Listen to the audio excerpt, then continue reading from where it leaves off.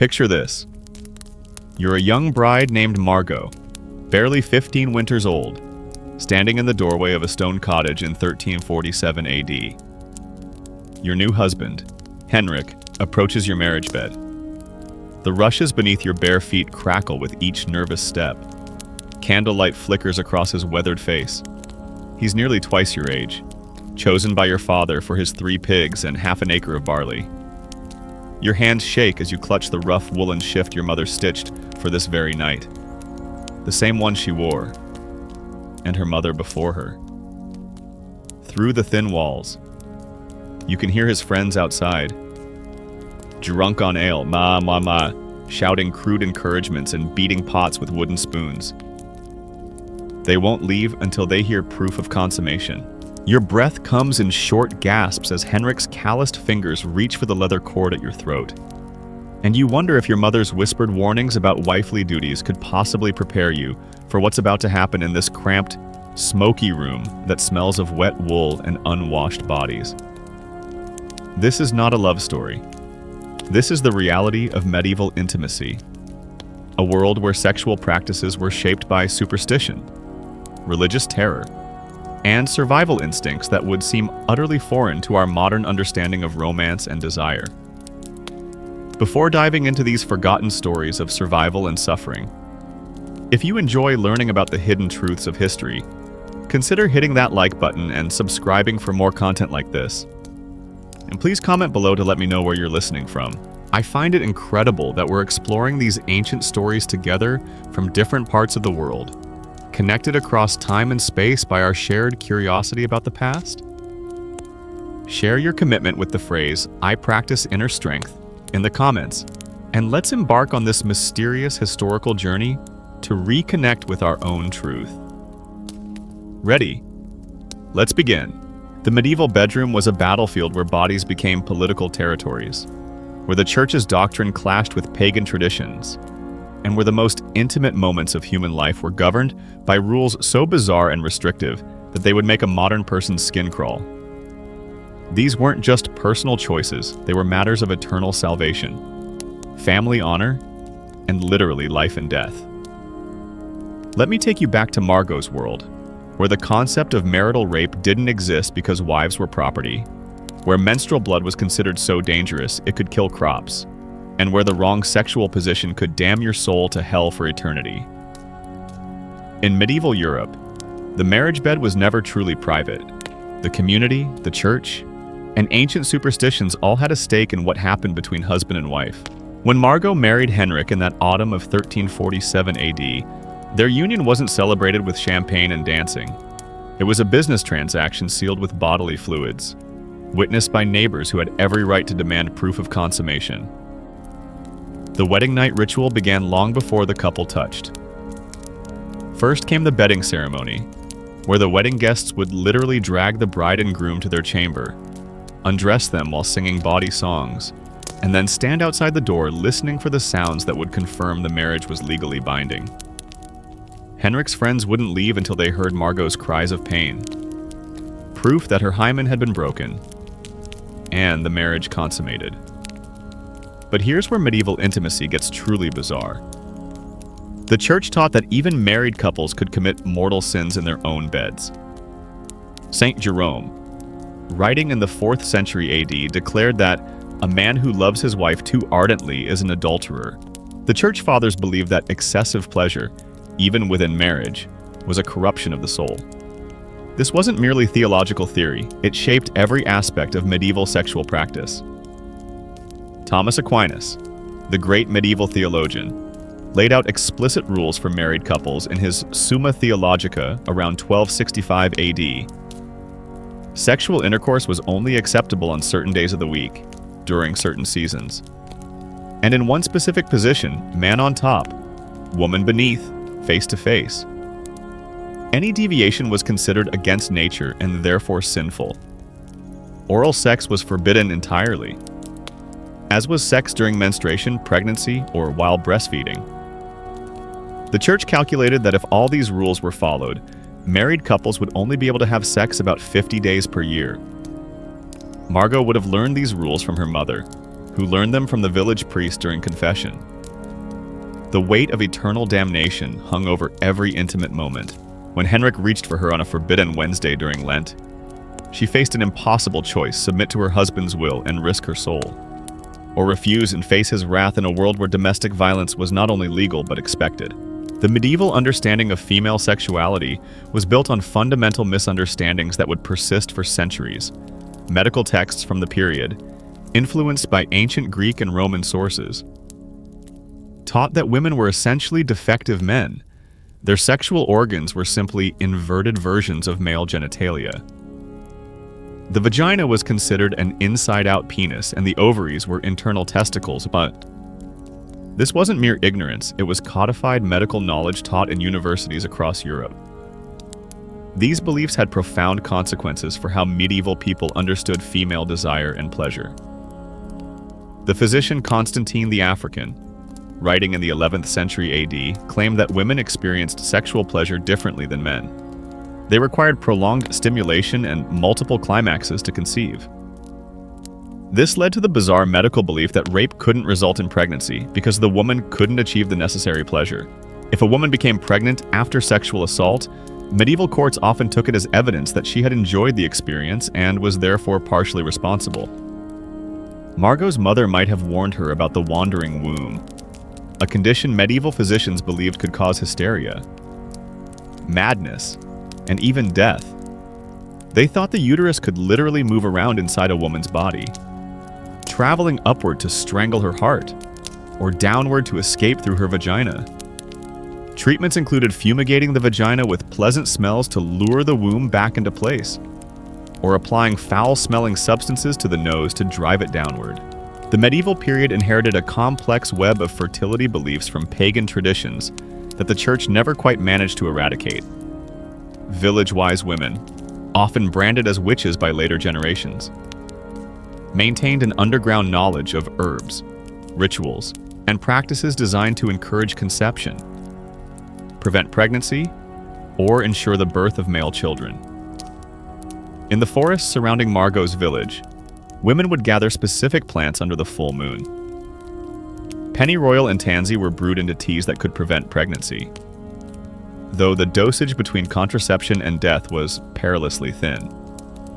Mandrake root, shaped like a human figure, was believed to increase fertility when worn as an amulet against the skin. The root was so valuable that forged versions made from carved bryony were common in medieval markets. The church officially condemned these practices as witchcraft, but even devout Christians couldn't entirely abandon them. The line between folk medicine and magic was impossibly blurred. A woman might pray to Saint Margaret for safe childbirth while simultaneously burying a piece of afterbirth under her threshold to ensure future fertility. She might wear a crucifix to church while hiding a piece of amber between her breasts to prevent miscarriage. Medieval contraception was a dangerous blend of superstition, poison, and desperation. Women were taught to jump backwards 7 times after intercourse to prevent conception, or to drink wine mixed with ground-up bees. More dangerous were the potions made from mercury, lead, and other toxic substances that often killed the woman along with any potential pregnancy. The consequences of unwanted pregnancy were severe. In a world without reliable contraception, women faced the constant threat of death in childbirth. Maternal mortality rates were staggering. 1 in 3 women died during or shortly after delivery. For unmarried women, pregnancy often meant social destruction, exile, or death. The practice of infanticide, while officially condemned, was widely understood as a desperate woman's last resort. Medieval marriage negotiations were conducted like military campaigns, with bodies as the primary battlefield. When Margot's father arranged her marriage to Henrik, her virginity was literally her dowry, more valuable than any gold or livestock he could offer. The hymen became a currency of honor, traded between families as proof of their daughter's purity and their own reputation. The wedding night wasn't just about consummation, it was about public verification of the bride's virginity. The bloodied sheets would be displayed to the assembled crowd as proof that the marriage was legitimate. If no blood appeared, the bride could be returned to her family in disgrace, branded as a harlot, or even killed for fraud. The pressure on young brides was enormous. Some would secretly prick their fingers or hide chicken blood to fake the evidence their new families demanded. But medieval medicine's understanding of virginity was hopelessly flawed. They believed that the hymen was a solid membrane that completely blocked the vaginal opening, rather than the partial, flexible tissue it actually is. They thought that its absence was absolute proof of sexual activity, when in fact it can be torn by horseback riding, heavy lifting, or simply natural variation in anatomy. The Church's doctrine of consummation created its own bizarre practices. A marriage wasn't considered legally binding until sexual intercourse had occurred, which meant that proving or disproving consummation became a matter of legal inquiry. Church courts would examine both husband and wife, interviewing them separately about intimate details of their wedding night. They would inspect the woman's body for signs of penetration and question neighbors about what they had heard through the walls. Medieval sexual positions were strictly regulated by church doctrine, but the reality was far more complex. The missionary position wasn't just preferred, it was the only position that wouldn't damn your soul to hell. The church taught that any position that put the woman on top was against nature because it violated the natural order of male dominance. Rear entry was considered bestial, linking human sexuality to animal mating practices. Yet medieval literature hints at a more complex reality. The fabliaux, bawdy comic tales popular in medieval France, describe sexual encounters that would have scandalized the church authorities. These stories, often told by traveling minstrels in taverns and market squares, reveal a shadow world where couples experimented with forbidden practices despite the threat of eternal damnation. The French poet Andreas Capellanus, writing around 1184 AD, described elaborate courtship rituals that included detailed instructions for sexual positions and techniques. His work suggests that, at least among the nobility, there was a sophisticated understanding of sexual pleasure that went far beyond the church's restrictive teachings. However, these practices were dangerous secrets. Discovery could mean excommunication, exile, or death. Medieval people lived in terror of sexual demons that were believed to prey on humans during their most vulnerable moments. The succubus and incubus were not merely folklore. They were accepted medical and theological facts. Church authorities taught that these demons could take human form to seduce men and women, stealing their life force through sexual intercourse. The succubus, a female demon who seduced men, was blamed for nocturnal emissions, sexual dreams, and any sexual thoughts that occurred outside of marriage. Medieval theologians developed elaborate theories about how these demons operated. They believed that a demon could first take female form to collect semen from a man, then transform into male form to impregnate a woman with the stolen seed. Any child born from such a union was believed to be cursed or demonic. The incubus posed an even greater threat to medieval women. These male demons were said to be physically stronger than humans and capable of overpowering their victims. Women who reported sexual dreams or experiences they couldn't explain were often accused of consorting with demons. The line between victim and witch was terrifyingly thin. Sleep paralysis, now understood as a neurological phenomenon by Jung, was interpreted as demonic sexual assault. Men and women who woke unable to move, often with the sensation of pressure on their chest, were believed to be under demonic attack. The church prescribed elaborate rituals of exorcism and purification, but many suspected victims were burned as witches instead. The medieval understanding of menstruation was rooted in terror and superstition that would persist for centuries. Menstrual blood was believed to be poison, so toxic that it could kill crops, sour wine, and cause men to lose their virility. The Roman naturalist Pliny the Elder, whose works were still studied in medieval universities, claimed that menstrual blood could drive dogs mad and cause knives to lose their sharpness. Women during their monthly cycles were considered dangerous pollutants who must be isolated from normal society. They couldn't enter churches, prepare food, or touch sacred objects. In many villages, menstruating women were required to live in special huts outside the community until their bleeding stopped. The church taught that menstruation was God's punishment for Eve's original sin, making every monthly cycle a reminder of feminine shame. The lack of understanding about menstruation created bizarre medical practices. Physicians believed that menstrual blood that wasn't properly expelled from the body would accumulate and poison the woman from within. They prescribed bloodletting, purging, and other dangerous treatments to balance the female humors. Some doctors recommended sexual intercourse as a cure for menstrual disorders, believing that male seed could neutralize the toxic effects of menstrual blood. Medieval women developed their own secret knowledge about managing their cycles. They used moss, cloth rags, and sheepskin as primitive menstrual protection.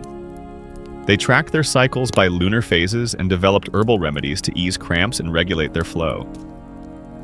This knowledge was passed down through generations of women, carefully hidden from male physicians and church authorities who might condemn it as witchcraft. The medieval period saw the rise of elaborate theories about sexual compatibility based on astrological signs, bodily humors, and physical characteristics. Medieval physicians believed that sexual pleasure and fertility depended on the proper balance of hot and cold, wet and dry humors in both partners. A hot husband might be incompatible with a cold wife, leading to sexual dysfunction and infertility. Physical examination of potential spouses was common among wealthy families. Physicians would examine the bride's body for signs of her sexual temperament. Wide hips indicated fertility, while narrow hips suggested barrenness. The groom's penis size and shape were analyzed for compatibility with his intended bride. These examinations were conducted with the same clinical detachment used for examining livestock. The church authorities developed their own theories about sexual compatibility based on spiritual rather than physical characteristics. They taught that couples who were too closely related, either by blood or spiritual kinship, would be cursed with sexual dysfunction and monstrous children.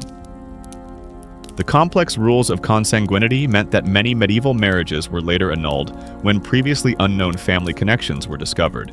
Medieval sexuality was deeply intertwined with concepts of honor, shame, and social standing. A man's sexual prowess was directly linked to his reputation as a warrior and leader. Impotence was not just a personal failing, it was a public humiliation that could destroy a man's standing in his community. The medieval French developed elaborate euphemisms for sexual dysfunction, creating a vocabulary of shame that permeated every aspect of social interaction. For women, sexual reputation was even more fragile. The slightest hint of impropriety could destroy a woman's marriage prospects and her family's honor. Medieval towns were small communities where everyone knew everyone else's business. A woman seen talking to a man who wasn't her husband or relative could be branded as a harlot. The standards of female behavior were so restrictive that even married women lived in constant fear of gossip and accusation. The medieval legal system reflected these sexual anxieties in its treatment of rape, adultery, and sexual assault. Rape was defined not as a crime against the woman, but as a crime against the male who owned her, her father, husband, or lord. The punishment for rape varied dramatically depending on the social status of both the victim and the perpetrator. A nobleman who raped a peasant woman might pay a small fine, while a peasant who raped a noblewoman would face torture and death. Adultery was punished even more severely, but only for women. A married woman who had sex with any man other than her husband could be killed by her husband with no legal consequences. Medieval law codes specifically granted husbands the right to murder adulterous wives and their lovers if they were caught in the act. Men, however, were generally free to have sex with unmarried women, prostitutes, or their own servants without legal consequences. The medieval period saw the development of elaborate courtship rituals that would influence European culture for centuries. The tradition of courtly love, popularized in the poetry of the troubadours, created a parallel world where sexual desire was elevated to a spiritual quest. These romantic ideals were primarily a literary fantasy enjoyed by the nobility, but they had profound effects on how medieval people understood the relationship between love and sexuality. The courtly love tradition taught that true love could only exist outside of marriage. A knight's devotion to his lady was supposed to remain eternally unfulfilled. existing in a state of constant yearning that purified the soul through suffering. This created a bizarre split between marital sexuality, which was purely functional, and romantic love, which was purely spiritual. The reality of medieval courtship was far more pragmatic. Among the peasantry, young people might have some choice in marriage partners, but economic considerations always took precedence over personal preference. A village girl might favor the blacksmith's son, but if the miller offered better terms to her father, she would find herself married to a man she barely knew. Medieval engagement practices included rituals designed to test the compatibility of potential spouses. In some regions, engaged couples were allowed to sleep together clothed, separated by a wooden board called a bundling board. This practice allowed families to evaluate whether the couple was physically compatible without risking pregnancy or violating church doctrine about premarital sex. The medieval period inherited a complex tradition of sexual magic and fertility rituals from earlier pagan cultures. These practices were driven underground by Christian persecution, but never entirely disappeared. Medieval peasants continued to practice ancient fertility rituals, often disguised as Christian celebrations or incorporated into folk medicine. The celebration of May Day retained strong sexual overtones despite church attempts to suppress it. Young people would spend the night in the forest, ostensibly gathering flowers and branches to decorate the village. In reality, May Day was an opportunity for sexual experimentation and courtship outside the normal restrictions of village life. Many pregnancies were calculated to result from May Day encounters, leading to a surge in February births. Wedding celebrations included numerous fertility rituals designed to ensure the couple's reproductive success. The bride might be showered with grain or nuts to encourage pregnancy. The marriage bed would be blessed with holy water, but also secretly prepared with herbs and charms believed to enhance fertility. These practices represented a desperate attempt to control reproduction in a world where infant mortality was devastating and family survival depended on producing healthy children. The medieval understanding of conception was a bizarre blend of Aristotelian philosophy, Christian doctrine, and folk wisdom. Medieval physicians believed that both men and women produced seed that combined during intercourse to create new life. They taught that female orgasm was necessary for conception, leading to the tragic belief that women who became pregnant after rape must have enjoyed the experience. Medieval people developed elaborate theories about how to influence the sex of unborn children. They believed that conception during certain phases of the moon would produce male children, while others would result in females. The position of the stars at the moment of conception was thought to influence not only the child's sex, but also its personality and future prospects. The medieval period saw the development of increasingly sophisticated methods of sexual control and surveillance. The church established networks of informants who reported on the private lives of their neighbors. Confession became a tool for gathering intimate details about sexual practices, with priests questioning penitents about their most private moments. The rise of the Inquisition in the 13th century AD brought new levels of sexual persecution. Suspected heretics were tortured into confessing not only their religious beliefs, but also their sexual practices. The interrogation manuals used by inquisitors included detailed questions about sexual positions, frequency of intercourse, and even the physical sensations experienced during sex. Medieval prisons included special punishments for sexual crimes. Women convicted of adultery might be imprisoned in cages so small they couldn't stand upright, fed only bread and water until they died of starvation. Men convicted of rape might be castrated publicly before being hanged. These extreme punishments were designed not just to punish the guilty, but to terrorize the entire community into sexual compliance. The medieval period produced a vast literature of sexual advice and instruction, though most of it was hidden from ordinary people. Medical texts included detailed descriptions of sexual positions and techniques, but these were available only to educated physicians and wealthy patrons. The average medieval person learned about sex through whispered conversations, folk songs, and the bitter experience of trial and error. The church produced its own sexual literature, but it was primarily concerned with cataloging sins rather than providing positive guidance. Penitential manuals listed hundreds of sexual practices with their corresponding punishments. These texts reveal a fascination with sexual detail that contradicts the Church's official position on celibacy and purity. Medieval marriage manuals written for wealthy patrons provide glimpses into the sexual lives of the nobility. These texts offered advice on everything from wedding night techniques to managing sexual relationships during pregnancy. They reveal a sophisticated understanding of sexual pleasure that was hidden from the general population, but clearly practiced by those who could afford privacy and discretion. The medieval period saw the development of increasingly elaborate methods of sexual punishment and control. The chastity belt, though probably less common than popular culture suggests, represents the extreme measures some medieval people took to control female sexuality. These devices were not just physical restraints, but symbols of the terror that surrounded female sexual autonomy. Medieval brothels were both legal and illegal simultaneously. The Church officially condemned prostitution, but secular authorities often licensed and regulated it. Medieval cities maintained official red light districts where prostitutes worked under government supervision. These women were required to wear distinctive clothing, live in designated areas, and submit to regular medical examinations. The medieval period produced some of the most bizarre sexual customs in European history. The right of first night, or droit du seigneur, allegedly gave feudal lords the right to have sex with their peasant brides on their wedding night. While historians debate whether this practice actually existed, the mere possibility reveals the complete sexual vulnerability of medieval peasant women. Medieval people believed that sexual practices could influence everything from the weather to the success of military campaigns. Kings and nobles consulted astrologers about the best times for sexual intercourse, believing that the cosmic forces present at conception would influence their children's destiny.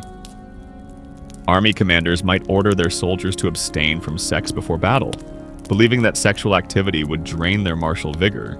The medieval period saw the development of increasingly sophisticated methods of sexual surveillance and control. Village communities developed elaborate systems of social pressure designed to regulate sexual behavior. Young people were rarely allowed to be alone together, and married couples were expected to conduct their intimate lives according to community standards. The medieval understanding of sexual pleasure was deeply influenced by religious teachings about the nature of the soul and the body. The Church taught that sexual pleasure was a trap set by the devil to lead humans away from spiritual contemplation. Even within marriage, excessive enjoyment of sexual intercourse was considered a sin that could damn the soul to hell. Medieval people developed elaborate techniques for managing sexual desire and controlling their bodies. Fasting, cold baths, and physical mortification were used to suppress sexual urges. Young people were taught to avoid situations that might lead to sexual arousal, including certain foods, music, and forms of entertainment. The medieval period produced a vast underground culture of sexual transgression and rebellion. Despite the Church's attempts to control human sexuality, medieval people found ways to express their desires and pursue pleasure. This shadow world of sexual rebellion existed alongside the official culture of repression and control. Medieval sexuality was shaped by practical considerations that modern people rarely consider.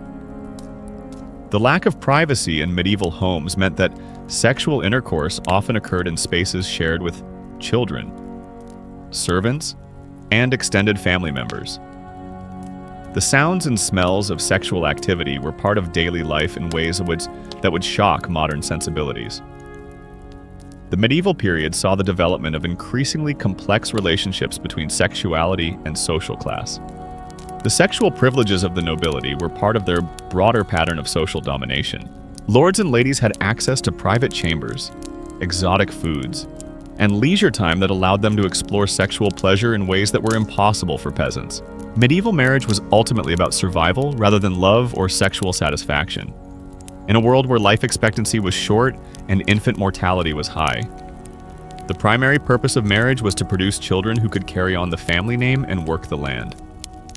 Sexual pleasure was a secondary consideration at best, and often seen as a dangerous distraction from more important concerns.